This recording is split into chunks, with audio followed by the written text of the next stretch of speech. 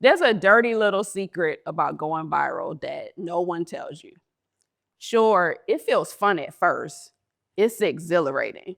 The applause, the ego boost, the spotlight. But when the likes fade and the algorithm moves on, you're left asking a much harder question. How many likes does it take for you to feel validated? And maybe even a more uncomfortable question, what happens when the likes stop? So have you ever posted something and then went to check back on it 5 minutes later? 10 minutes later? Refreshing, waiting for the comments, watching for the reactions. All right, so, okay, it's not just me then. Not just me. I'll admit, I have refreshed more than once. And not even because it mattered that much, but because somehow it did. We live in a season where visibility has quietly become a new measure of value. And whether you're a teen, a teacher, or an entrepreneur, being seen isn't optional anymore. It's expected. It's demanded. Everyone wants to be an influencer, but what does that mean really? Here's what no one tells you. The applause that lifts you up can also take you out. We post, we share, we curate, and somewhere along the way, we start performing. Now, this shift didn't happen overnight. We used to ask, am I doing meaningful work? Now we ask, is my work getting engagement? We've confused being seen with being known. Being seen is visibility. Being known is understanding. Being seen is reaction. And being known, it's about relationships.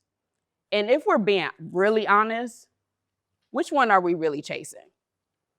We've started measuring our worth by metrics that were never meant to define us. And this doesn't just affect influencers, we're starting to see it affect all of us.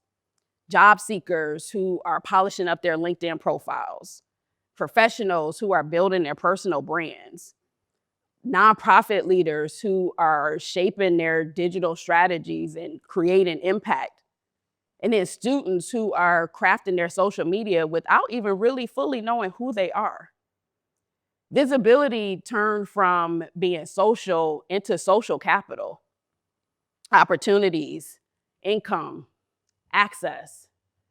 So the pressure to be visible feels like it's not optional. It feels strategic. But when strategy starts shaping our identity, we have to pause, because then the question becomes, or moves from what am I building to who am I becoming while I build it? Now, let me be clear, wanting to be seen isn't superficial, it's human. Validation, belonging, connection, we are wired for it. But social media doesn't just meet those needs. Sometimes it exploits them. A like becomes proof. A share becomes status. A comment will start to fuel our emotions.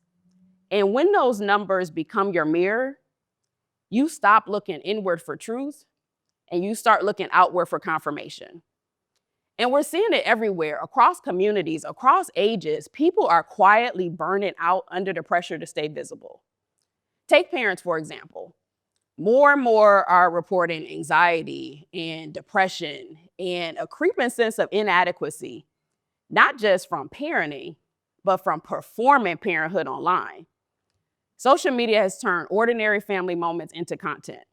And when your feed is full of curated motherhood and over-the-top events, real life starts to feel like a failure.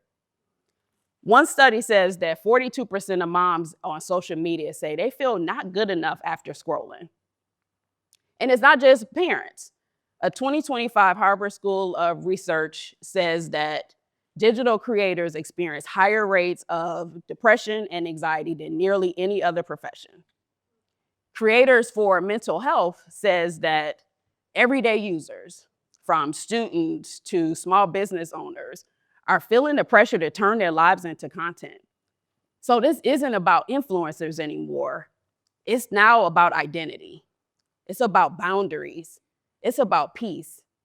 We're living in a season where your presence is expected to be public and constant, where silence can trigger fear that you're being left behind, and where the pressure to stay visible can quietly pull us from ourselves. And I know this feeling because I've lived it. There was a season when everything looked right for me from the outside. I had fans. I was being booked to speak. I was being celebrated in the comments, visible. But if I'm honest, I was hiding in plain sight. I was creating because I know the algorithm rewards consistency. I was smiling in photos, but still questioning if it reflected the leader that I wanted to become. I had trained myself to be seen, but I hadn't given thought to what type of leader I wanted to be seen for. Now, don't get me wrong, my visibility was on and popping, but it wasn't intentional. And the most exhausting part is I wanted to rest. I wanted to take a nap. I wanted to chill, watch some TV. But every time I thought about taking a step back, there'll be a little voice that would say, "Nah, Shanel, if you stop posting, you're going to fall behind. If you slow down, you're really going to fall behind. And if you aren't visible, you won't matter." So I stayed online, even at times that I didn't want to be. And one night, sitting on the couch, phone in hand, I'm posting something I don't even really believe in. That's when it hits me. I've been creating for applause, but not out of alignment. I was busy feeding the algorithm, but I hadn't really thought about what that leadership piece of it looked like. I know better, right? It wasn't even that it was showing up emotionally. It started showing up physically for me as well. Anxiety would start showing up. I would post something and then immediately would think, wait, I should have did that different. Wait, was that too much? Wait, not enough. Refreshing, rereading, second guessing words that had already left my hands. And the irony, I know better. I teach clarity. I teach intentional visibility.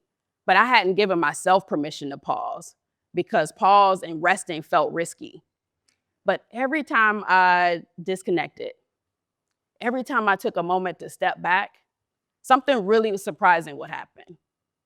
My creativity would return. My thoughts became clearer. My voice became stronger.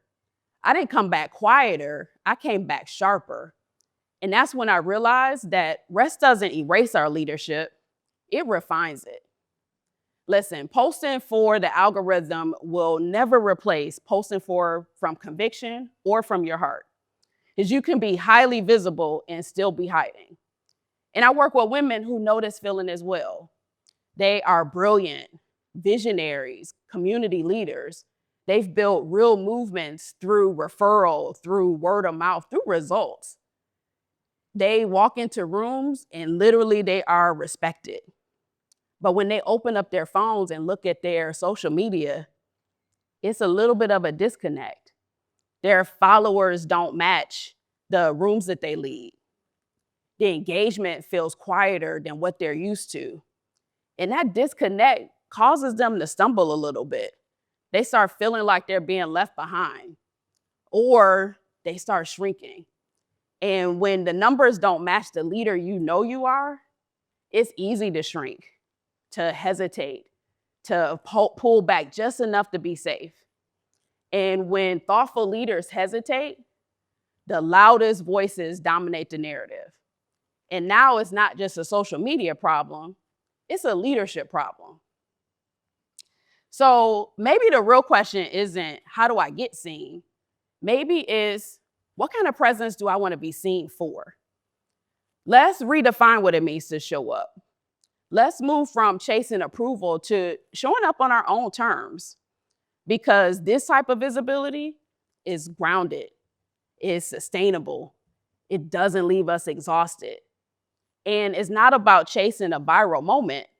It's about building something that will outlast it. It connects, it leads, And it doesn't need applause to be valid because it's not a performance.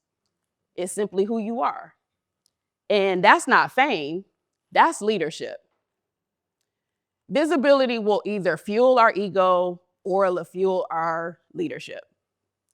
So here's my invitation for all of us. Before your next post, pause. Ask yourself this. If nobody responds to this, would I still be proud of it?